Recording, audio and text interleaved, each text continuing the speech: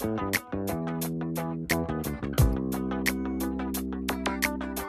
live in a world where social media, family, work, even everyday life can leave us feeling filtered. But when the mics turn on, the unfiltered truth comes alive. We share stories, real struggles, and real laughs as three women navigating life's messy but beautiful moments together, one conversation at a time.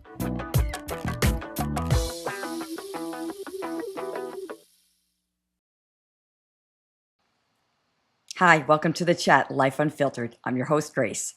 Today, we're welcoming a guest who has lived his entire life guided by creativity. And honestly, he makes the rest of us look like we got to try a little harder. Mike Falotico is a poet, a cook, an actor, and a man who somehow manages to turn everyday moments into art. He's proof that creativity isn't just something you do. It's something that shapes you, heals you, and connects you to spirit. From soulful poems to delicious meals, to characters he brings to life, Mike has used his creativity as his compass. And today, he's here to share how that path has helped him grow, evolve, and stay beautifully human. We're thrilled to have him. And also, slightly a bit hungry after reading that cookbook. So let's join him now, along with my co-hosts this evening, Gina and John. Hi, good evening, everyone. Welcome, Mike. Thanks for joining us tonight. Hi, Mike. Thank you. Great to meet all of you. Thank you for having me. Oh, our pleasure. It's nice to have you. Yeah, we're all so excited, right? So tonight's show is about creativity, and I don't think we could have found a better guest to have on this show because you've experienced so many creative endeavors in your life, and we're going to get into all of them. Thank you. I just want to make a comment about what creativity is to me, and I would love your feedback on it, all of you. When I think of creativity for myself, I think of about being present, and it's not perfection, but how we go within and tap into our intuition and sometimes spirit to find that peace, clarity, and if we're lucky, healing at the same time. And in reading some of your works, Mike, I felt like I got that same message from you. Do you agree? Absolutely. Absolutely. Okay. Does anybody else want to comment about creativity and what it means to them? Or is it similar? I feel it's definitely it's not just a healing process. It's therapeutic in a way too. Mm-hmm. Because I had a quick, if you don't mind, just a quick 2-minute story would be an ex-girlfriend way back in the day gave me she was a journalist, and she gave me this thing to do. She's like, you don't speak, you keep things to yourself. She's like, write things down on a little piece of paper and put them in a drawer. Now I looked at her at 20 years old or 19, like, yeah, what is that going to do? Those little pieces of paper literally became my first poetry book. Mm-hmm. Because I was able to take them out. And I didn't understand the release of it, but it is. When you do, for me personally, I don't know how about anybody else, when you write something down, that's your release. You still carry it, but you're carrying it a little differently now. Especially if you share it and somebody even like, wow, I relate to that. And to me, that's the best compliment I can get. You can give me all the dollar signs in the world, but somebody relating to something I wrote, there's no price for that. Oh, yeah. Right. So is that your first memory of wanting to or feeling like you needed to create something? Yeah, well, it was based on trauma. I mean, we lost my dad in 2004, my sister in 2007, and my other sister lost her husband in 2010. So it was like, it was a roller coaster ride. And, there was a couple of choices to take: go to the bar, or sit down and write. And you know what? I wrote something for my sister. My brother took it, put it on social media, and he's like, well, now everybody knows you're right. And after that, the fear of writing, then I joined the poetry group, which was very secluded, where nobody really knew on there personally, but you were able to share and read other people's stuff and kind of be like, wow, I'm not by myself on this. Because there was, and a lot of people on there were coming on there with broken hearts or dealing with death or something traumatic in their life. And of course, there's a lot of love stuff, love stories on there. Oh, yeah. Yeah. But you got positive feedback about what I got positive feedback, and then I got negative feedback because I'm not schooled in poetry whatsoever. And I stopped writing, and this woman reached out to me who was probably in her late 80s and says, could I call you personally on the phone, which was very weird because it was a website where, nobody really knew. And she said to me, why aren't you writing? And I'm like, well, I said, I don't know that this is really for me. I'm not, she says, anybody who criticizes your writing, they could talk to me. She said, nobody writes like you, and you write from your heart, and you continue. Yeah, you touched her. Yeah, yeah, exactly. And she became, they called her the queen of poetry soup because she's been on there forever. And she called me her no white and whatever night, white and Oh, that's great. I love diamond that. armor, basically. Yeah, and that was it. She Did passed she away write years as ago. well, or she just? She did. She was published Oh, and okay. everything, and she passed away years ago. Oh, And I put something on for her. I will always write something for her on it because oh, and again, my first poetry book, her name is in it. I thanked her in the back because I love that. I wouldn't have taken those extra steps. Yes. Mhm. Yes. It's hard to share something from inside here Yeah. and, And and then have It's- people critique it on top of that. yeah, of course. Of course. You That's know? the fear of putting things out there, But putting now yourself. it's easy. But now it's easy. I don't have. Yeah. Because it comes naturally. Yeah, it's natural right now. I mean, I'm sure you guys the same process. I would imagine. Yeah. Similar. Yeah. Similar. Similar, Yeah. but it's hard to be vulnerable, right? Did you Absolutely. find that difficult? I found it difficult in the beginning, and then when I was I spent a good 5-6 years going to some inner schools and talking to children about poetry, but I didn't talk to them about how to write poetry. I told them where to get it from. I like this story. I'm glad you're telling it. Yes, and the head of the English department wanted to sit in there, and I went over to her before the class. I'm like, I'm not going to here to teach formats of poetry. I'm going to teach them where to get it from. She says, okay. So I went to the kids and I stood in front of them. I'm like, this was the inner city. I'm like, you guys all live in apartments. You live with your grandmother, your mom, your dad. Yeah. You carry the packages home for them. She said, yeah. You go up the steps with them. Yep. I said, what does it feel like when you put them down? And they're like, ah. I'm like, well, that's what it feels like when you write something from in here. She pulled me aside after the class. She said, all the schooling I did, you gave the best analogy. And Yeah. I had every child's attention at that point, at least. I had their attention at that point. And I definitely felt like you talk about, being in the right place at the right time. We helped children. There was one child who was going through something. And I think because of what he wrote, they were able to help that child. Yeah. They didn't share everything with me about it, and I didn't need to know. But I know, hey, that day I was in the right spot. Yeah. I wanted to ask you if you thought your writing was challenging or more healing, but I think you've answered that question. It's kind of both, right? It is both. It's challenging because because we all have egos. I put something on Facebook and nobody's commenting. I'm like, wow, did that suck? Was it not that good? Or you put something on there and you get 500 likes right off the bat. And then I work on something like for 2 days and I'm like, wow, nobody's ever reading this thing. Right. It's that bad. So it's part of ego, too, definitely. But it's challenging, but it's therapeutic is the best word I can put to it. Therapeutic. And everything that I do right now. Yeah, sure. I've channeled my whole life that way. At 60 years old, I've channeled my whole life that way. Yeah. And just think of the people that you touch. Yeah. And Absolutely. you may not even know that you're helping them through something. And like when I was looking at your poems, like Afterglow, that was beautiful. Like I loved reading that. I thought it was a beautiful poem. Thank you so Very much. nice. I appreciate that. Yeah. I appreciate that. Thank you. Yeah. Then there's heartbreaking things to write about. I know one of the questions that you may even want to ask me is there something that you wrote that you felt like it came from somewhere else? Yes. I'm going to ask that question. I know, Does it because feel I like thought came about that. to you or through you? Absolutely. I thought about that, and I go back to that horrific day in Sandy Hook. I mean, we were watching the news, my wife and I, crying, watching all that, and I just literally picked up my phone because I do a lot of my writing on my phone and my notes, and I wrote "Angels in the Sky" within literally 4 minutes. I think I wrote the whole. Oh, the just whole got poem. chills. Oh, wow. Yeah. I put it on Facebook because that was around Christmas time. I put it on Facebook. We went to a Christmas party that night. The next day I get up and there must have been like 50 shares of it. And a friend of my brother's who I never met was a teacher. Also, he took it and brought it to Sandy Hook and put it at the memorial. And it got put onto their Newtown Chambers of Commerce. And they did a little write-up for me in the paper here, but it wasn't about that. It was about it's The where families you touched. the words came out. I don't know Yeah. where the words came from. I was going to ask you, are you ever surprised by the honesty that comes out of you when you write? I was in the beginning. Now I expect it. Like, you know what? Because if it's not, then it's just, it's tinsel. Yeah. Right. It's not real then at that point. Right. So I'm a little more, I write probably less than I used to because I'm going to spend more time. It has to be something really meaningful. Yeah, it's got to come from here. It's got to come. It does. It does. Yeah. 100%. We talked about that a little bit too. I had asked you, how do you write for other people if it's not coming from your heart? And you had expressed to me that you try to take a situation that you can relate to, similar to that person. Absolutely. Yeah, you can tell us that story about writing for your Your sister. Absolutely. Oh, well, writing for my sister was one of them, but one of them she didn't ask me to write that. Who asked me it was a friend of mine from my childhood who lost her dad. She had a lot of issues with her family, and she only had one picture left of them together. Now they've reconciled and everything's good now. But at that time, I'm like, well, send me the picture. I said, I'll write something for you.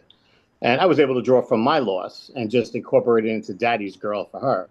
And I was able to get it into, I believe, my second poetry. I was able to get it in there in time, basically, to have it. So she wanted it in the book, it'd be even better. But I think every year she puts it up on her Facebook page, the anniversary and stuff. And again, I didn't know her dad, but I wrote it from your emotions, losing my dad at that point. Of losing your loved one. Yeah. So from listening to what you're saying about that poem, I feel like it's very spiritual, and you're pulling from spirituality, and you're like emulating it and putting yourself in that person's shoes. It's almost like you felt her loss. I did. There are times where I'm writing, and I think even my wife will look at me like, you're in another place or you're somewhere else. And I'm like, I got to write on something. I'm writing about maybe a broken relationship. And now I'm married 29 years. We're happily married in love forever.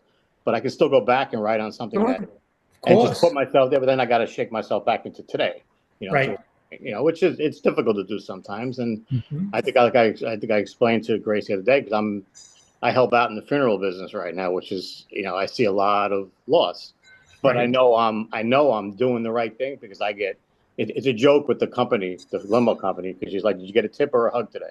I'm like, I'm always getting a hug, that, because I'm always talking to people, and and then if they want to talk, some people just, you feel them out. And there was actually, which is strange, it comes up now, is like I went on my Facebook memory was, I was working at a funeral home one night, and the little kid came over to me and he saw me working there, and he's like, "Did you know my dad?" And I didn't know his dad. So I looked at him, I'm like, "Yeah, I knew your dad." I'm like, "And all he did was talk about you." The kid smiled so big. Oh, see how beautiful. I had to tell a white lie, but you know what? It made him smile at that point. Yes.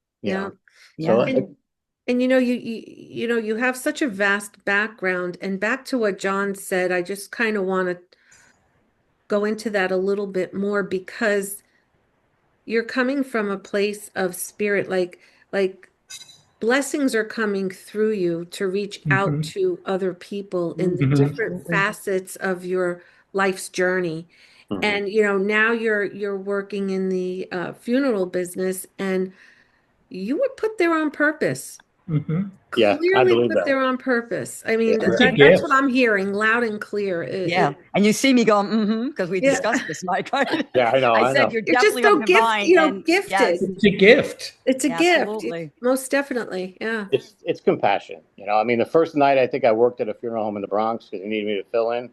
I went in the next day because I was on their hearse for them also. So I brought the hearse down there, and the woman who's the owner's daughter, who runs everything, said, "Can you come in my office, Mike?" I'm like, "Oh my God, what did I screw up last night doing something?" She says, "I got to thank you." She says, "The family." I was like, "I didn't do anything. I just walked in there and checked on them a few times." She says, "You have no idea. We can't pay for compassion." That's right. And you showed that. I'm like, well, that's, to me, it should be that way. Yes. But I guess it's not, and that's sad, but I'm not going to change who I am. You can't. I'll always do what I got to do. Yeah, that's beautiful. And that's why you write so well. Because thank you. It's beyond compassion. You're an empath, and you can feel people's emotions, and your heart goes to them, and that is expressed in your writing. When someone reads your poetry, what do you hope they take away from that? No matter what the story is, what do you hope they walk away with? I hope they walk away with hope, and I hope they walk away with that it's okay to express yourself, and you don't have to express yourself like I do. That's what I tell even the children in the classroom. I tell them, you don't have to you don't have to leave this classroom and all be poets today. But today you're going to be a poet, and today you're going to share something personal. And they were, I mean, there's nothing more, I'll tell you, nothing more challenging than standing in front of fifth grade kids. There's no filter. No. They will challenge you. Oh, this little girl raised her hand, and she's like, "I'm going to be a singer one day, and you're going to write my songs for me." I'm like, "All right." Then there was a little girl in the corner who I just felt staring at me, and I waited till I gave them what I did was I gave them one line of a poem. I'm like, "Now you finish it. There's no wrong or right." And I went over to the little girl. I'm like, "You want to ask me something?" Because she was very shy. She was like, "Can I have your autograph?" Oh, how cute. Oh, I love Oh my that. God. I gave her a hug. I gave her a Love it. hug and I'm like, whatever. I said, I'm like, she wanted to see one of my books. I'm like, I'll give you one of my books, but you have to show me what you're writing. Mhm. That's what I want to see. And she wrote something very nice. I'm like, she goes, but they don't know where to get inspiration from. Right, right. You haven't lived enough yet. I said, Yes, look that's out your true. window. I said, go home tonight, look out your window. Tell me what it looks like when the sun sets and how it, creeps over the buildings and creeps over the street and disappears. I said, write about what you know. You can't write about what I know. I said, 'cause Right. I know too much.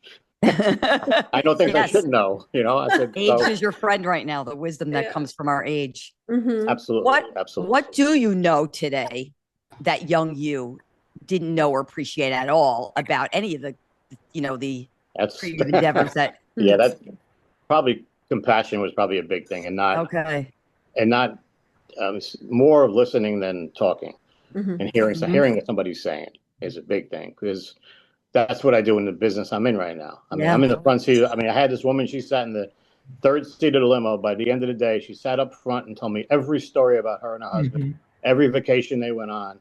And I just sat there and listened. By the time I got home, she friended me on Facebook.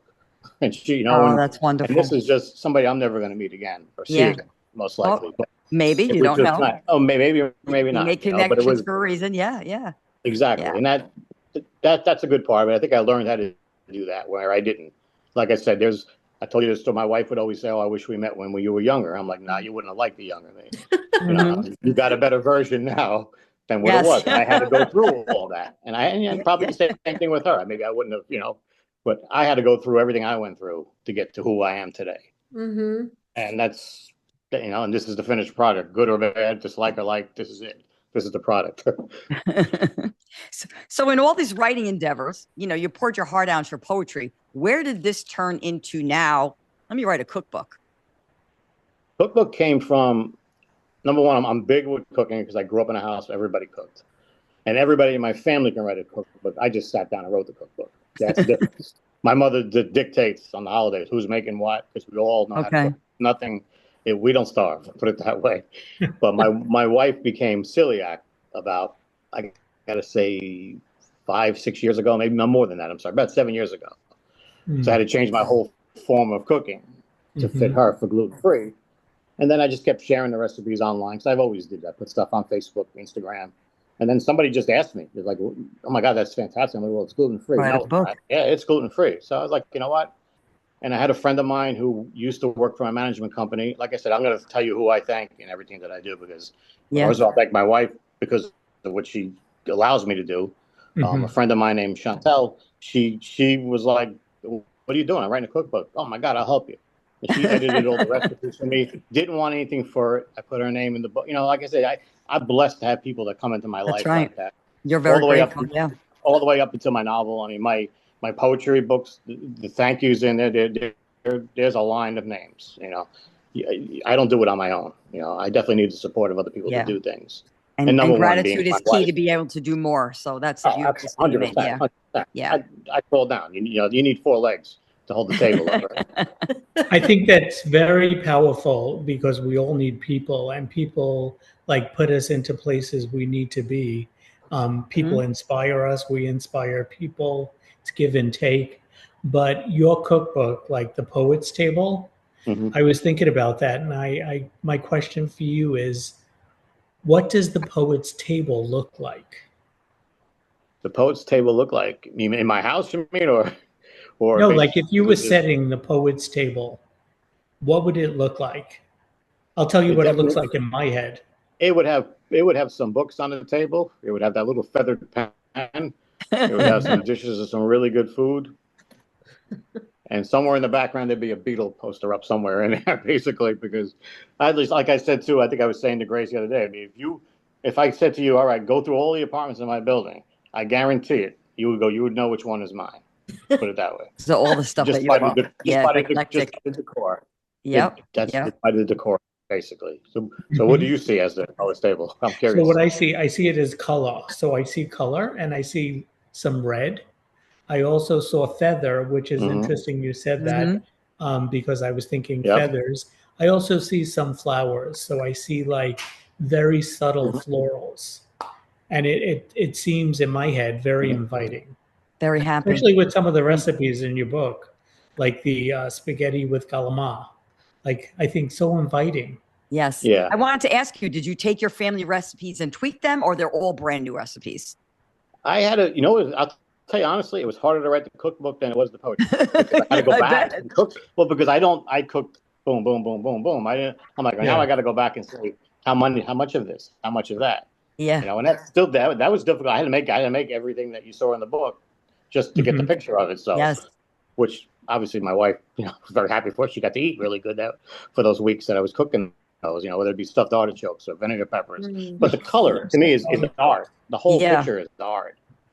The whole colorful part of it. That's why I love the photography of it, because to me, I fought with the publisher. I'm like, I want a whole page just for the picture. Yeah. And I want the recipe on the other side. And because I think that's more important. Because I go to my wife works at Barnes & Noble. I go in there and look at a cookbook. I don't want to read 40 pages of writing. I want to see the picture of what it's going to look like. And that's what I tried to do in my book, basically.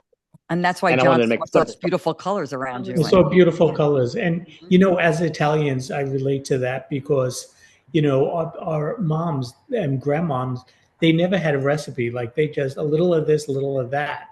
So it's really hard to quantify it and put it in a recipe. Because I would be like, all right, this seems like enough, and this seems right. But, you taste it and you tweak it. So that's really, that's how I cook nowadays too. But it's great. Well, food is another form of creativity, which is what we're talking about. What do you feel like cooking expresses for you that writing does not? Cooking brings me to my childhood, because I can wake up on a Sunday morning and smell my mother frying meatballs. Or I come home from work and she made it, and my friends all wanted to come over at my house because, that was the place to come. My mother always had a stack of chicken cutlets on top of the stove. My mother would have bionic hearing where she could be 7 rooms away, and I lifted the pot and ducked a piece of bread in there and don't touch that yet. And from absolutely. God knows where she heard that from. So it brings back, it's a great way to de-stress.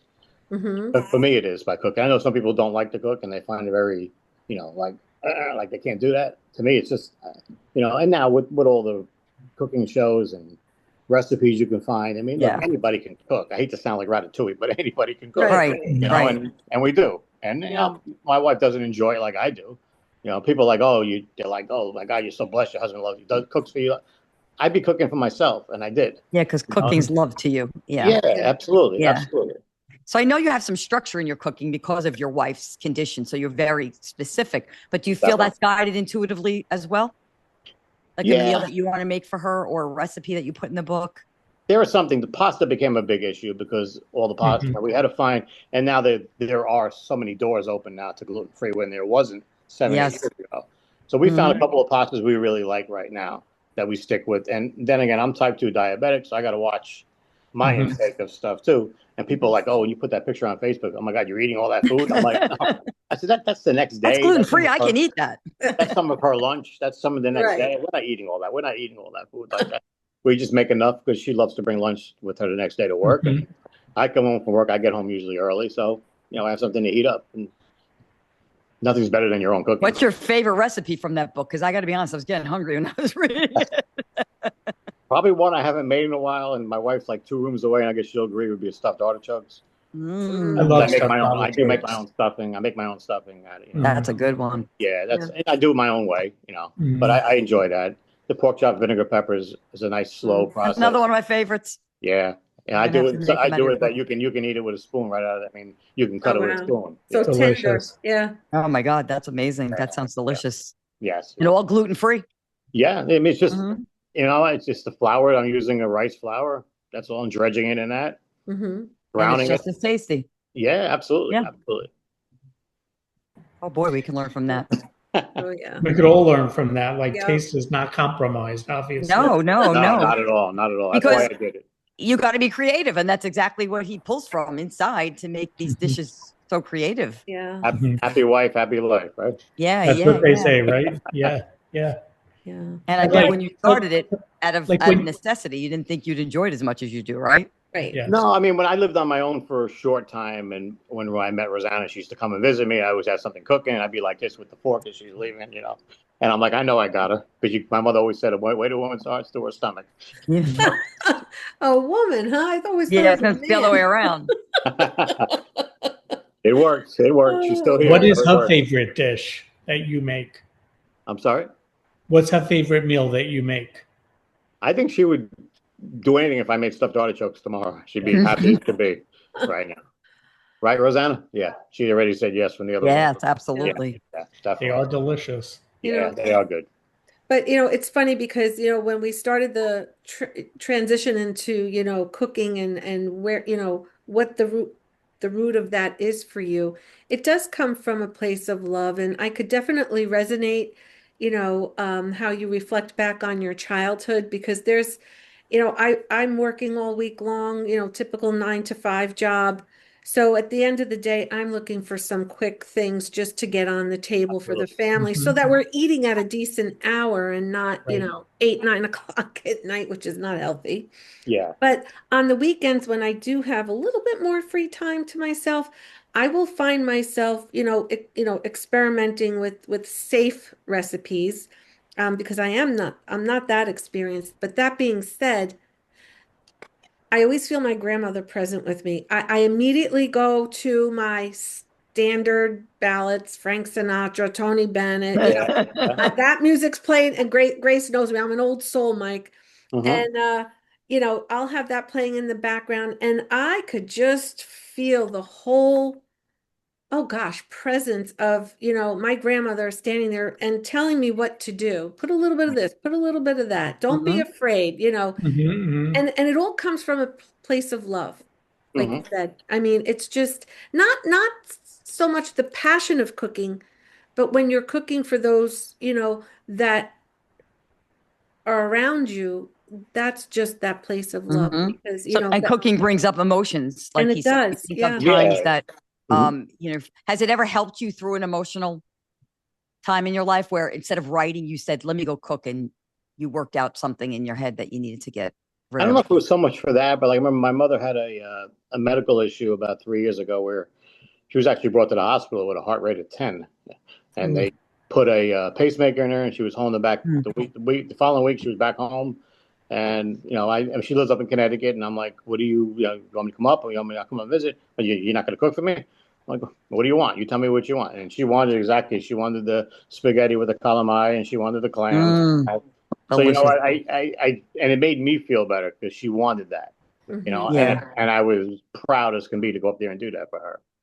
I would do that obviously any day of the week, but that felt like it was more because I felt like, all Yeah, right, yeah. I Yes. got my mom back right now because she Yes, wanted it's it. therapeutic. It was an Yeah, emotional healing yeah, as yeah, well. definitely, Yeah. definitely. Yeah.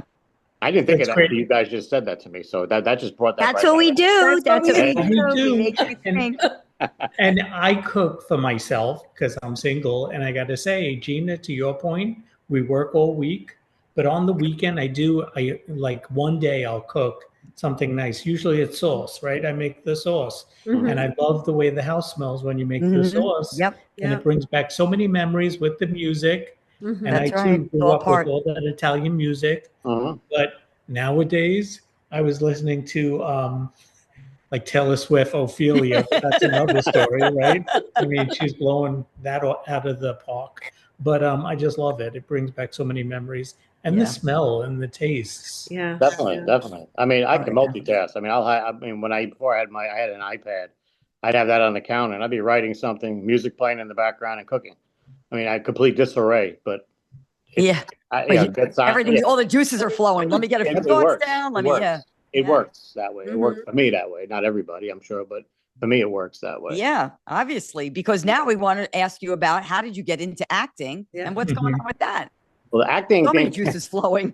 the acting thing, I kind of fell into. My brother had in 2016 had just texted me one night. He goes, here's a link I'm sending you. I saw it on Facebook. They're filming. So Scorsese's doing a movie. They're looking for an American Italian looking guys. He said, I'm going to put my name in. I'm like, all right. So I found a good picture of myself, sent it in. They picked me. They didn't pick him. You know, what are you going to do? I love that story. At Yeah, showbiz. so I went down there for, it was just surreal because I went down there for a fitting and all that kind of thing. And it was 2 days on set with Al Pacino, actually, who I got to spend some time with and talk food with him and Yankees and stuff like Nice. that. Oh my And God, then they that's called great. me back for another 7 days that I did. Oh, wow. And I love it. and I met so many good people in there. Hmm. It was nice to talk to Al Pacino, don't get me wrong, but I'm talking to the sound guy, I'm talking to the Right. camera guy, I'm talking to I could talk to the wall. And A whole experience. yeah. Yeah. And then that triggered into, I did 2 seasons on The Marvelous Mrs. Maisel doing just background work though. Mm-hmm. And that's where I met one of the guys who is one of the producers now, because he was a real estate appraiser in Manhattan and he retired, took his Social Security, he's got his pension, and he just really got into the acting where he got his SAG card too. And he invested into the film company. And we stayed in contact. He looks like Senator McCain, to be honest with you. And I walked up to him on set, not knowing who he was, and I put my hand out. I'm like, Senator McCain, how are you? And he just started laughing. And then he looked at me because I was a lot heavier then. He's like, Sammy the Bull, how are you? And we just, that's been the ongoing joke between us for like 7 years now, I think, basically. Yeah. That's who I was on the phone with today, actually, too. But you know what I love about all that? And I told you this on the phone, that how many of us would read that, or someone might say to us, hey, there's casting calls for someone who looks like you. And we'd be like, yeah, so that's not what I'm into. Right. And we'd be like, why are you telling me? And your answer is always, why not? Why not? Well, I mean, you gotta try, because that's that creative. That's positive. That wants to Mm-hmm. reach out. I walked into a room and you would swear that they took, 5,000 people from Goodfellas and poured them into a room. And I'm sitting at a table and I'm like, I'm not going to be. And I was the second person to be in the scene. And I was like, and everybody else looked better than me, I thought, to be honest with you. But they just picked me and I'm like, all right, that's cool. I'm 5'6" on a good day, a little heavy at that time. But it worked out for me and it trickled into other things. But I just met so many good people. Throughout it. And so you think all the times you said why not, that was your intuition guiding you, that this is a good thing for me? Absolutely. The woman in the other room is a why not, because I went through a divorce and I was like, this girl's too pretty, I'm not going to ask her out, but why not? What do I got to lose? And 29 years later, here we are, still here. I think that's what we're going to call you, Michael. Why not Falotico? Because why not? That's how you've got to these things in life, is just saying, why not? Give it a try. Well, no regrets. The people that are critiquing you are the people that are afraid to try something. I really feel that. I really feel that. They're not mad at you for doing it. They're mad at themselves because they can't do it. They can't do it. And they don't know how to handle it. And they can do it. Like I said, but I did book signings. I did tons of book signings. And I'm like, everything I'm doing, you can do. Anybody can write a cookbook. I mean, you have to. I mean, my niece is a fantastic cook. My brother could cook. My mother, everybody can cook in our family. But you want to sit down and do the process? You have to put the work in at that point. And that's with everything. That goes with poetry. That goes with cooking. That goes with anything in life that you're going to do. Yeah, absolutely. But you got to have the drive to want to do it. Not everybody wants to do all these things. No, they don't. Yeah. It's effort. There's a lot of things that have to happen sometimes to make things real. But absolutely, again, my tombstone when that day comes is going to say no regrets. I can tell you that. It won't say anything else. Might not say a lot of accomplishments or not. I think you're going to list a lot of accomplishments. Well, you know what? But it'll say no regrets because I'm trying. Failing. You don't fail. You don't fail by trying. You fail by not trying. That's right. Right. I've learned that and took a long time to learn that. But I learned that already. Yeah. So it's funny you say that because I'm a big Batman fan, and in my kitchen I have a little plaque with the bat symbol, and it says everything's impossible until somebody does it. That's right. And that is brilliant what you said about going out and doing it, because I agree with that. Because nothing's impossible. Just everything is obtainable. You just have to have the passion and the love. That's right. Yeah. And it may not reach that level that you think. No. Whatever you're perceiving to be the highest level. Right. Correct. I joked around with my friend. I'm like, all right, let's put this book to a movie. Let's win an Oscar, and then sail off into Sicily. And he's like, he's like, you really set the bar high. I'm like, why not? Why not? Why not? Well, tell us a little about the screenplay. Tell us a little about it. Okay, I wrote a book, which is this called right here, The In and Out. I don't know which way it's showing up, written or It's backwards. perfect. Yes, I say it in and out. Yep. Okay, I wrote this book back in 2000. I started it in 2019, and then a friend of mine jumped in who I met through Facebook, who we had all similar friends, and but we didn't know each other. And I was putting like little pieces on Facebook to get feelers, and she private messaged me. She's like, "I really love what you're writing." I'm like, "Okay, cool, thank you, I appreciate that." But she says, "You got a lot of grammatical errors." I'm like, "Just a few?" I'm like, "I'm not a writer. I'm not a writer in that sense." She says, "No, no, no." But she was out of work at the time. Her and her husband are very well off, so it wasn't like, it was, they have money, so they're comfortable. So she wasn't asking for anything. She says, "I'd be happy to edit for you." So I just started sending her pages and pages and pages, but it wasn't this book at that time. It was a short story I wrote that I still haven't published yet. Because it was more of a release, that book, and we can get into that in a little bit. But once we started doing this together, we spent the entire COVID doing what we're doing right now. Mm-hmm. I would send her 3 chapters, she'd edit it, we get on here and talk like this. What do you think about this? What do you think about that? Maybe you should say it this way. So much so that she became more than an editor, that I put her face on the back of the book and I put her name on it, that she helped me. Because you know what? Wow. It wouldn't have gotten to where it got without her help. I needed her to collect on it, because I went to 4 years of high school. I did a year and a half of Westchester Community College, left that, and I just wanted to make money. No matter how I make money, read the book and you'll see a little bit more about myself. But I just went. The whole story's in there. Yeah, I definitely took the hardest roads to do what I'm doing. Like I wasn't taught poetry. I wasn't taught how to write a book. I'm a digital artist also. I wasn't taught how to do digital art. Oh, I didn't go to cooking school. Everything is Right. Everything's came from within. Your Self-taught. creativity of your Within. intuition. Thank you. From within. So fast forward, like, who said to you, "Hey, let's make this a screenplay"? And I'm serious about this. yeah. It was my friend Donnie Miller, who there's a company called Viaja Films, and he invested in this company, and he messaged me about 6 months ago, because if he's doing a gig, if he sees something that I can fit into, he'll get me.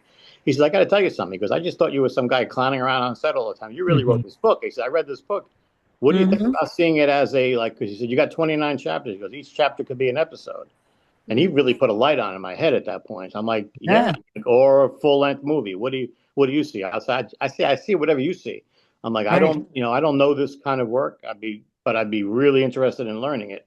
10 episodes on Netflix. Why not? There you go. There's so many streaming services right now. So it's, and I researched the company that he's working, the film company, and they've, a lot of B movies, but they've done some good feature stuff. And we had a long conversation today on the phone. I met the guy who was actually incorporating my book into a screenplay, but I'm learning how to write screenplays now too. So I'm like, okay. There's another thing. Well, I'm 10 chapters into my sequel. So, which I think the sequel is actually better than the book, but you're already doing the sequel? Yeah, a little bit of a backstory of what it's about, or you want to keep that? No, I can tell you the backstory.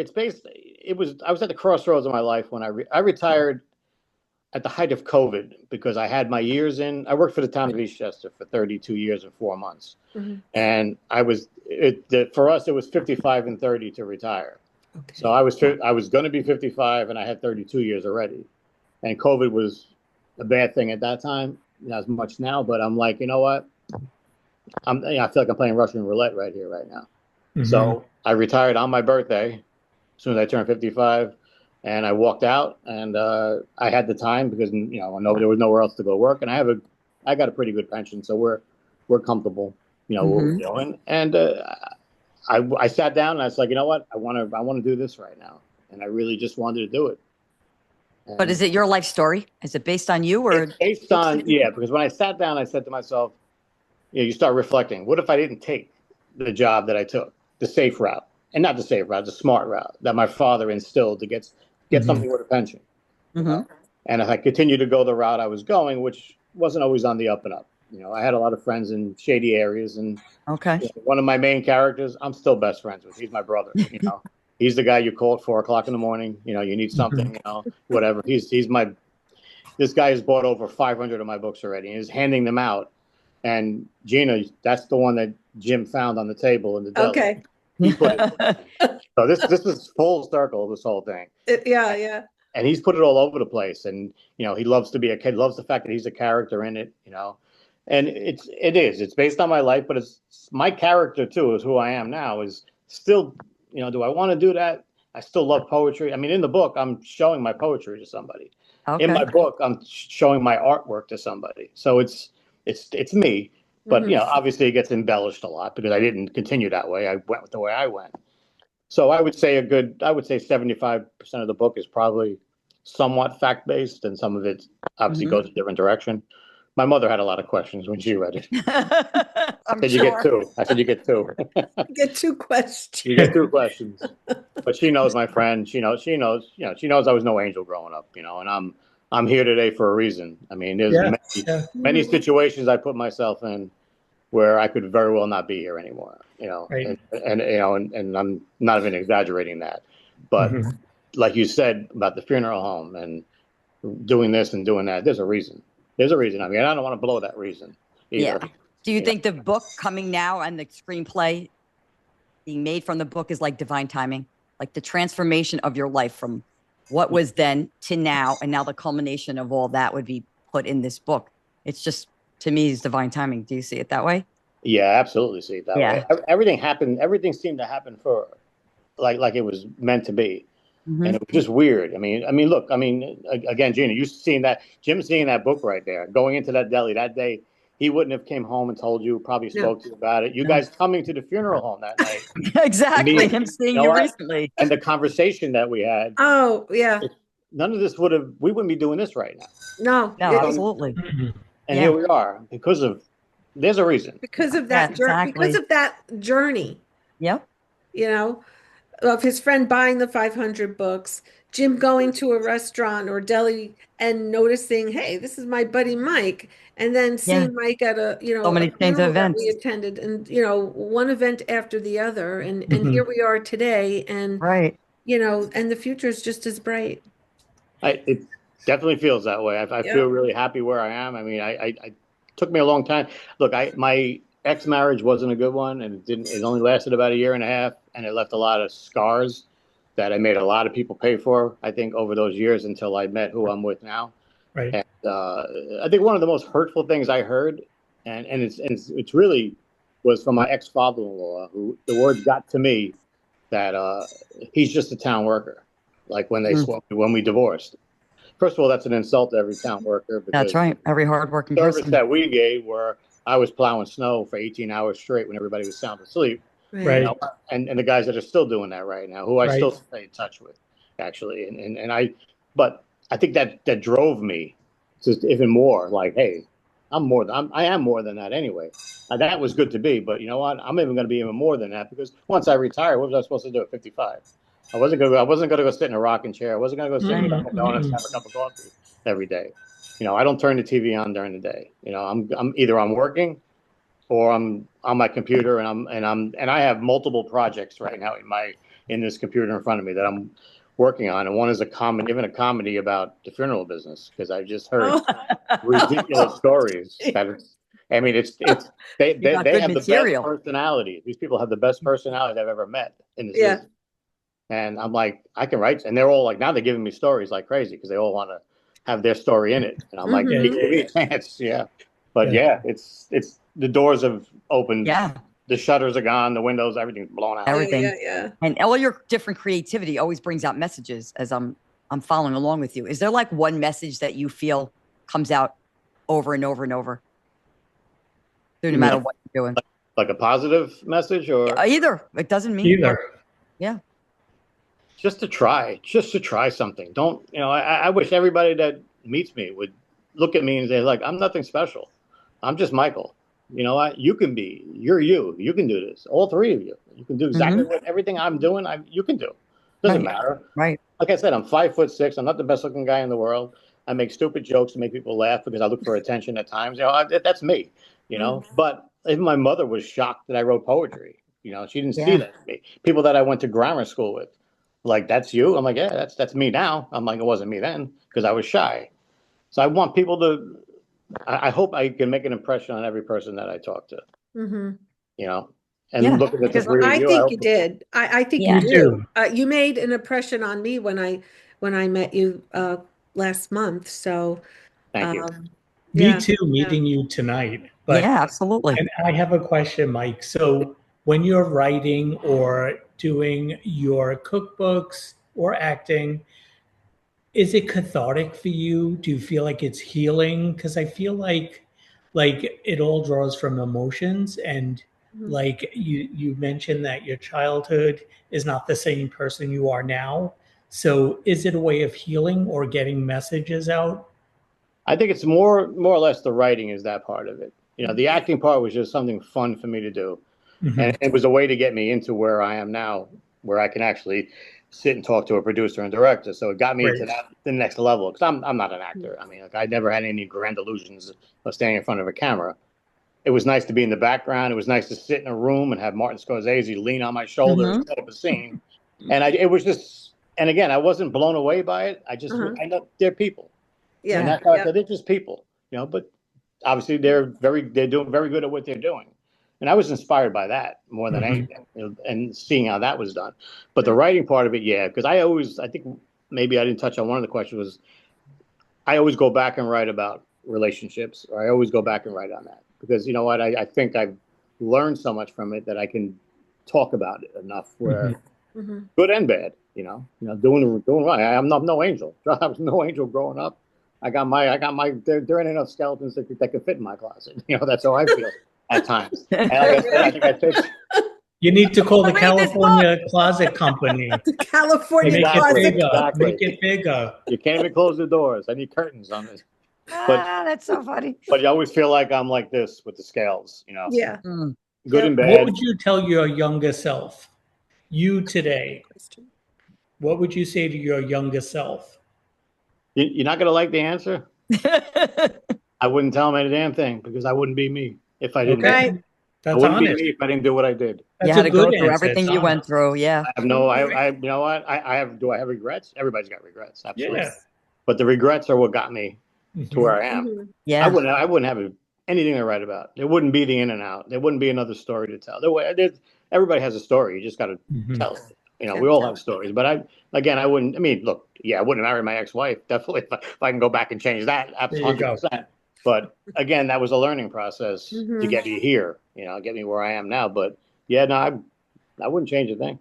I'd like to be a little taller. That's about it. Wouldn't we when we all? talk, when we Right. talk about regrets, I want to ask you this because when you think about regrets that you have for things that you had done, Mhm. do you think those are bigger than when you think about regrets of things you may not do or get to do? Because for me, I never really look at a regret of something I did. Like you said, it's a learning curve for Mhm. us as we're growing. But I have regrets if I don't do something that I think I may want to do or explore. Yeah, I feel that. But Yeah. I definitely, but there aren't many things right now. Like I do professional photography. I mean, I've sold digital art. There's not many things I haven't tried. I mean, one thing I can't do, and I wish I could, was my friends are musicians, and I cannot hold a note, and I can't play a guitar, and I can't play the drums, and it's a foreign language for me, the whole thing, and that bothers me. But then again, because and then I say that to them, they're like, yeah, but we can't write. I'm like, yeah, Right. Exactly. I don't want to hear that. I'm like, but I still can't do that. You know, I don't want to. And a friend of mine's a guitar player, and he's my age now, and he said to me, he says, "Do you have stuff that you written that?" I'm like, everything I write is lyrics because didn't learn from poets. I learned from Lennon and McCartney. I learned from Mhm. Mhm. Roger Waters and David Gilmour. I learned from Bob Dylan. I learned from Jimmy Page, Robert. I learned Mhm. from music. So everything I write has an acoustic sound in my ear, but I don't know the notes. So he's like, "Why don't we do something together?" So now that's something else I'm working on with him right now. He's Nice. like, I so I love said it. to him, "All right." I was like, "All right, let's go win a Grammy." You know, With a I love Grammy. it. whatever. We're going for the Why not? Never Oscars, know. the Why not? Grammys. Yeah. Yeah. Why not? Why Why not? not? At that point, Why why not? not? It's Exactly. true. Yeah. Exactly. But regrets wise, I think the first story, the short story I wrote was about regrets on how I treated an ex girlfriend, where she was an alcoholic. I was 19, 20, had no idea what it really meant. I mean, I know what a Mhm. person that goes out and drinks and has a Mhm. party and has a good time. It's different than somebody waking up at 11 o'clock in the morning and polishing a bottle of wine. And Mhm. me, my ego was so hurt that she chose that over me, you know, and I could never have given somebody a choice like that. So what I did was, now it's probably 12 years ago, 10 years into my marriage, we met for coffee one day. She's married. She's been sober for God knows how many years. And it wasn't about hooking up. It was about me cleaning my closet out, basically. And her not understanding that. She's like, you couldn't help me. I had to help myself. And I had to hear that from somebody. So we spent almost 3 hours, I think, in a diner just talking about the past and the future and where we are. And, you know, and it was something I had to do. And I went and I wrote a short story on that. And the entire short story takes place in a diner. And that's what Allegra edited first for me, where she was editing that. She says, "Oh my God, I'm so sad. The story's over."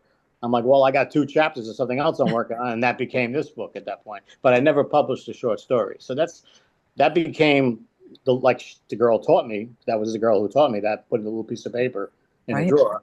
I put a short story in my drawer, basically. And I still may publish it. That film company, I spoke to him about it because the guy that may play me, which is kind of weird talking to somebody that might play you. I was like, "You'd be perfect for that. The whole scene takes place here in a diner. You need 5 people, maybe tops. And it's just a conversation, you know, basically what's going on, whether it's a play or whatever it may be. That's something that's on the back burner. But that was completely therapeutic to write that. That was hard to write. Yeah, it's your whole life out And in front it's of you. closure. Yes. No, you said it right there. It was closure. It was closure. She gave me closure. She didn't have to give that to me. And she gave me closure. That's a gift. She didn't owe me that. She didn't owe me that. But I just had to, I had to know she was okay. I felt like I didn't do the right thing. You know, I didn't do it. I was a kid, but it didn't matter. I was naive. I didn't understand the disease. You didn't have the tools. No. And my ego was like, "You're choosing that over me? You know, my love, that over love," not realizing what it was. Right. Yeah. You had to emotionally rewrite that ending. Right. That's what emotionally rewrite. And it's a good short story, which I will share one day with others. Many people have read it that are close to me have read it. You know, and, you know, they've definitely cried their eyes out reading it. I mean, the final line of the book is me calling up Rosanna, like, "Hey, honey, I'm on my way home." Oh, Beautiful. I love that. I had to get through that. Right. I carried that like the old, you know, something on my shoulder, like a weight on my shoulder that I carried, or in my head. Like, no matter what I was doing, happy as I was, you reflect back and, like, you know, I really wasn't a nice person right there, you know, or I didn't do this. I didn't handle it correctly, you know, and then you realize when you talk to other people in this business that I'm in the funeral business, one of them he talks to addiction. That's what he learned. And I told him the whole story. He says, "You two never would have been together." He says, "Because you always would have been a reminder of that." Because I saw her at her highest and I saw her at her lowest. And that is the book. I mean, because the short story reflects back to a lot of the bad times and then a lot of the high notes. So as grateful I am that she saw a writer in me, you know, and again, my first poetry book, I stuck her name in there too as a thank you. And there's a poem about her in it also, you know. And may I say, from both sides, that is grace at its best. Yes. Both of you. Absolutely. You seeking out grace from her and her giving you grace. Yeah. That's a beautiful gift. Which I didn't feel I deserved, but it was nice to get. That's what grace is. But she understood that. It sounds. I think she did. Yeah. She's like, I lost so many things in my life because of that, and you were one of them. And she was happily married in her own world right now. And I'm like, well, we met at the wrong time, but, you know, hopefully we learn from each other to treat other people we're with now better. Right. Basically. You know, and hopefully I'm doing that. You know. And I understand that because I'm a loop closer. I cannot stand anything open. I have to close loops. Yeah. I can't rest. Too. It's like, it's a curse. It's like you can't rest unless you have that closure. And that I don't think it's a curse. I don't think it's a curse. I don't think that's a curse. But I like the loop. I like that word. I do too. I like that, John. Loop closer. I'm gonna it's true. Yeah. You have to close loops in life because you know what? To your point too, regrets. No regrets. Absolutely. And that was one that weighed. more than a lot of other things in my life. I mean, put it this way: I've probably written over 4,000 poems in the last 15 years, and I would say one poem is about my ex-wife, and the rest are about love stories about my wife. Because now I can't buy greeting cards. I got to write my own now. So it would be a lot of that, and then reflecting on even that prior relationship. I go back to that and I write it on, because I wrote a poem once called the hurt flower, or the broken flower, or something. I forget the title. And there was a neighbor of mine in my building who's passed away. She was well into her 90s, and she read it and she was like, "Oh my God, I love the story about the flower and all that." And she missed the entire point of it, but she enjoyed it. The point was, the flower was a woman that I broke the stem, basically. And that's like, I broke like a heartbreaking. Like, she didn't get that part. She didn't get that part. She didn't get that part of it. But you know what? You don't have to get what However, you inspired her in another way. So everyone takes something different out of art. And that too is a gift, because even though you wrote about a woman, her interpretation did something to her and moved her. It moved her as much where she showed me poetry she wrote as a little girl. Really? Love that. That was really nice. Yeah. Oh, See? wow. Yeah. Actually, she opened up. She trusted you. Yes. To show her your poetry. Exactly. And that was a good feeling. That was a good feeling, actually. It's a great feeling. Vulnerable. Right back to being vulnerable. She showed you her vulnerability. 100%. Yeah. Say how your creativity has inspired her. Yes, inspires, and people go within and they say, you know what? I have feelings that I need to express too. And that leads me to a question I want to ask you. And I'd love to make it the final thought of the evening. Absolutely. I feel that everything you do is inspirational. And I don't think it's about what you create. I think it's about that you just do create, and that you go within and you tap into your intuition and maybe beyond, and find what you need for your life to bring that inspiration out. What kind of advice can you give our listeners that if they're finding that they're emotionally stuck in their life, how could they tap into that creativity inside of them to break that emotional spell that they have on it? Because I hear people say, I feel like I'm in an emotional spell. Like I can't come out of this. And creating something breaks free from that, because you're expressing who you are. And I don't think people look at it as profound as that, but I do. So all the things that you have said, I think can really help a lot of people who are stuck emotionally. Okay. And they don't know where to start. So if you had to give them one piece of advice, what would you say to someone who just says, I'm not creative, I don't know what you're talking about? What would they start with? I would tell them to find something that really interests them, something that touches their soul at that point, and look into any avenue that would get you to that point. What makes you happy? Oh, I love listening to music. All right. Do you ever try to want to play an instrument? Do you ever try to want to write something? I love going to an art gallery. Wow. Have you ever tried water paint? Have you ever tried sketching something? Because if I can't write something, I'm drawing something. Because if I'm doing a sketch, it's because I can't write anything that day, or I don't have anything to write that day, because I feel I have to stay creative. Yeah. Not that I'm going to lose it, but I have the fear of losing it. You have the fear. You have that fear. And I don't believe there's such thing as writer's block. I think it's your own block. You're not ready to write that day then at that point, basically. But again, finding your interest. What do you like? Do you like, my wife, any beach we ever go to, she collects the sand. So I said to her, why don't you do something with sand? So she does sand art. So she gets these little vases and she pours the sand in it, sets up like a scene with little flowers, or a beach scene with these little chairs and the people, like that, pours in the liquid glue, lets it set overnight or days, and now you got a piece that you just did. And she sold a few of her pieces, which is cool. Oh, that's wonderful. The floor arrangements that are in our bathroom, she did. It's like anybody. It's like, because I'm trying so many different things. It doesn't mean you have to try 5,000. Right. I'm just doing that, But again, if that's what you like to do, then that's what you should be doing. You just have to find what moves you away, especially get you out of the world, get you out of the news, and get you out of your work that we're in, or get you to anything that's different. Like, I worked for the town for 32 years. I built playgrounds and ball fields, and we designed soccer fields and lacrosse fields. Being in the funeral business is a whole nother ball game. But you know what? It's something different that I'm doing. and I'm learning it. And I got people come up to me, they think I'm the director sometimes. I'm like, I'm not the director. I said, she's the boss. She's the boss. I'm just the guy here holding your door for you today. Right. You know, and you make people laugh a little bit, you know, and that's, you know, I use sense of humor is, I'm blessed for my father to have that I can make people laugh.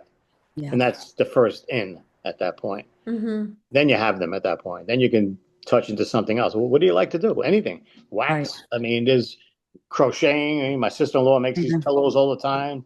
You know, my mother used to do the little floral arrangements too. Every time somebody bought a new place, she'd buy something that matches something. You know, it's just finding what you like to do, and everybody likes something. You may not be great at whatever you're doing. It don't matter. My artwork is okay. It's not fantastic, but to me it is. I mean, I got it all over my place because it's mine. It's yours. It's mine. I did it, and it's, you know, and I get compliments and you get criticism. I don't care. Don't bother. I have thick skin. It don't bother me at that point. You know, I'm going to continue to do what I'm doing, regardless. So the most important thing that I heard you say through all of that was find what moves you, find what touches your heart, and just go with it. Do what makes you feel moved. What a beautiful message. What got me to poetry was I would hear songs sometimes on the radio, and I'd be like, how the hell did that get even made? Like, it's horrible. These lyrics are terrible. Or like, I would have said it this way. I watch movies where I'm like, man, I would have went a different way with that. And now I know why I thought that way, because now I want to do it myself at that point. So now I'm going to write my own song. Now I'm going to write my own movie. You know what? I want to do it my own way. You know, and you know, that's just how it is. You know, but again, I'm inspired. I was always inspired by the Beatles. John Lennon was a big inspiration on 90% of the stuff I did, because he was an artist. He was also a poet. You know, he was a philosopher. He was a hard-headed man, you know, very temperamental. He always said, you know, he loves peace, but there's people that he can't stand. You know, that's how one of his lines was like that. And I mirror my life. I had one person come up to me once and say, your poetry is Lennon-like. At that point, I would have just dropped and said, okay, I'm not writing anything anymore right now. You know, you just gave me the best compliment in the world, you know. But I'm inspired by Lennon, Tupac Shakur, and Chris Cornell, who are three different genres. But they all write the same way. If you read their poetry, and they all have poetry, I've read all their lyrics and poetry. It's very similar, and that's how I put myself right in between all of that. If I could sit down with all three of them, it'd be great, because they all inspired me and continue to inspire me. Well, I was going to ask you, if you did write a song, what you would title it? And you can't title it my way, because that's already taken. So what would you title your song? I think I know what the title should be. Why not?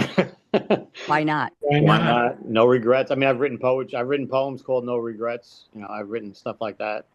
I've written poems called Peace. You know, the title always comes to me first. It's weird. I think other people, like even the book, it took me a while to get the title for the book, and that bothered me throughout the entire process of writing the book, because I don't have a title. What's the difference? I'm still have to write the book. Right. But it just, and then I just came up with the in and out, because it's about being into something and then out of something. And I figured that would be good. Now I'm still, and again, they may change the title, you know, a friend of mine, you know, again, that's what it is. You know, if they change it, they change it. It's my story.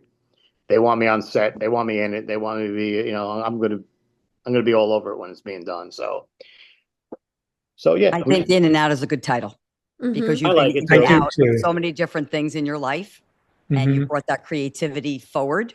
Yeah. And then you go back and you come back out again with something new. So I think that's a really good title. Definitely. Thank you. I appreciate that. Or part 2 of your book could be called Why Not? We're going to get that in there. I'm still working on the title for the sequel, but yeah. I think that might be it. That could be it. That could be it. And then you can give me a little nod at the end. Absolutely, 100%. I give you guys a nod for this alone. This was a great opportunity. Well, Mike, this has been an unbelievable pleasure. We have had such a great time tonight. I can't wait for the movie to come out. I'm going to read the book, because I'm so excited to see all these things that. Just don't judge me. Don't judge me. No judging. Never judge. No judgment. No judgment. But yes, we thank you so much for being here. Thank you so much. Mike. I appreciate it. Thank you. Thank you. Give Jim a hug for me. You got it. Thank you so much. You guys be safe, okay? Nice to meet you. You too. And before we say goodnight, I'd like to remind us and our audience to always remember these 3 principles before we speak out in the world. Is it true? Is it necessary? Is it kind? Think about it. Good night. Good night. Good night. Good night. Good night.